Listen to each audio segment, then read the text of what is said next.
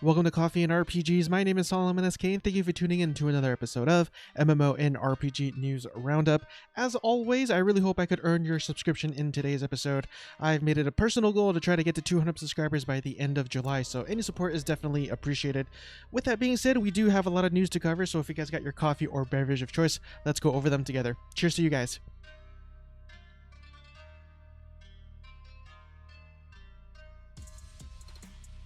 So the first bits of news will come from PCGamer.com, and I wanted to start off this episode with a bit of humor, and it says Red Dead Online players are dressing up as clowns to protest a lack of updates.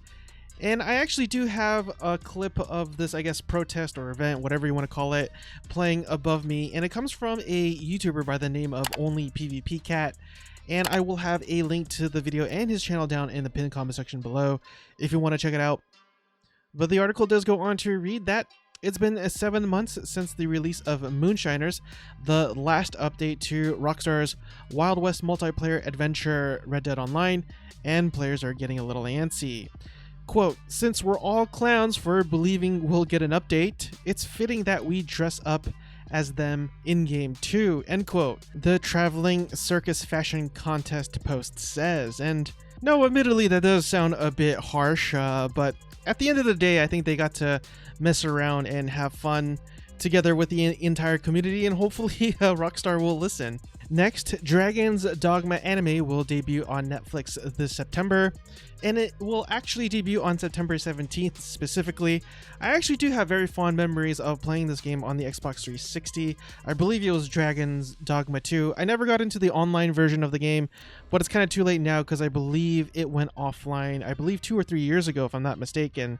But those of you who still are fans of the franchise, we have something to look forward to. And lastly, from PCGamer.com, QuakeCon At Home will feature an around-the-clock global super stream, and it goes on to read that it was announced at QuakeCon 2020 would be going ahead from August 7th through the 9th as QuakeCon At Home, the first time the event has taken place entirely online. Definitely check out quakecon.org for more information, and for the stream itself, go to their official Twitch page at twitch.tv/Bethesda. Next, we got 2 articles from allchar.com that I wanted to cover.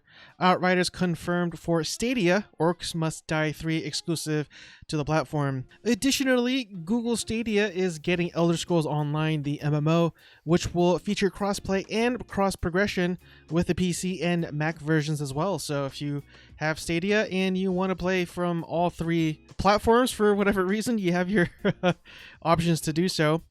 And like it says, Outriders is coming to the platform in 2021, but do note that the Outriders game is actually coming out for the PC and consoles at the end of this year, so you're just gonna have to wait a little bit if Stadia is the only thing that you have. Apparently, Google thinks I need to be matched with someone really beautiful, such as, well, anyways.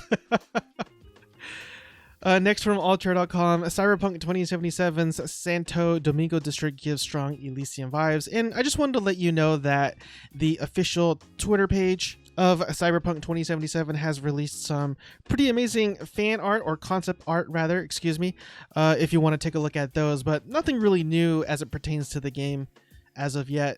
Moving on over to massivelyop.com for a handful of articles. First up, Neverwinter's upcoming summer festival features fashion, football, and fast snails. So prepared for a lot of MMOs and online games out there to be wrapping up their summer events as we approach August. But it does go on to read that in addition to things like troll fighting, eating contests, water battles, and flower picking, this year's festival introduces Sahal Ball. I do apologize for mispronouncing that, which is a 5v5 team-based sport that looks a bit like soccer. Next from massivelyop.com, Elder Scrolls Online Stonethorne DLC launches August 24th for the PC, September 1st for the console. And as previously noted, Stonethorne includes 2 dungeons themed along the Dark Heart of Skyrim storyline, which is called Castle Thorn and Stone Garden. I will admit this seems a little bit fast just because we did have a major update about a month ago called Greymore, but hey, content is content at the end of the day. It's better to have too much than not enough of it, right? As the clown protest is evident of that.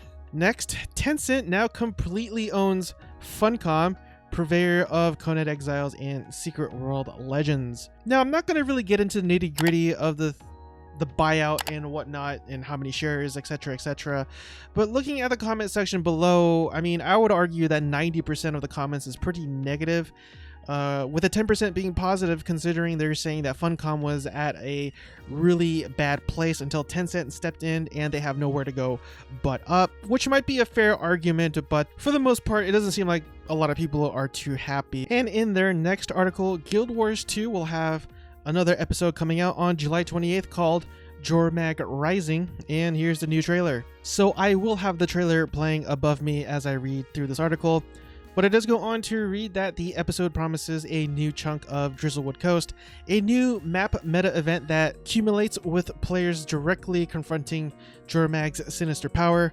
upgrades for 2 older weapon sets, a new infusion, an upgraded Shiver emote, and as well as new upgrades to the United Legion's Waystation Mastery that will grant new skills like the Medizuka, I hope I'm pronouncing that right, a support tool for your allies in the heat of battle, and the ability to navigate the shifting intrigue of the Char conflict with stealth action for mounts. And the last article from MassivelyOP.com, EVE Online's Zenith update begins the apex to the Triglavian Invasion, adds new items and features. And it goes on to read that the entirety of the third quadrant will bring new challenges, new live events, balance changes, and new visuals to EVE Online. It will also introduce a new siege object and structured deeds, and new encounters and NPC ships that can be found in the Abyssal sites. Next, we head on over to MMOculture.com. Blightbound, dark and stylish co-op dungeon crawler, enters Steam Early Access this month. And the 2 companies involved with this game is called Ramino Games and Developer Digital. And as I stated earlier, Early Access is on July 29th.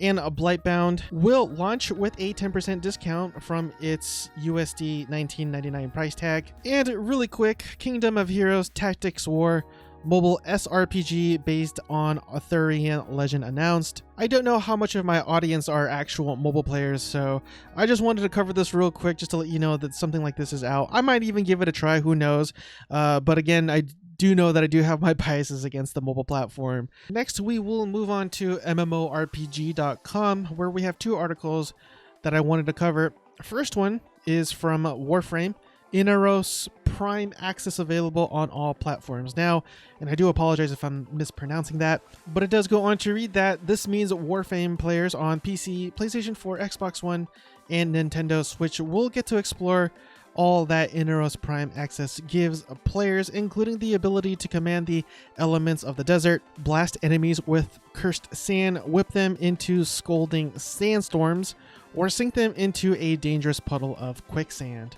Next, Survival ARPG Frozen Flame announces closed beta for September 15th, and the game is set to include new game zones with new mini-bosses and powerful artifacts, in addition to more opportunities to build your own house and expand your clan's fortress.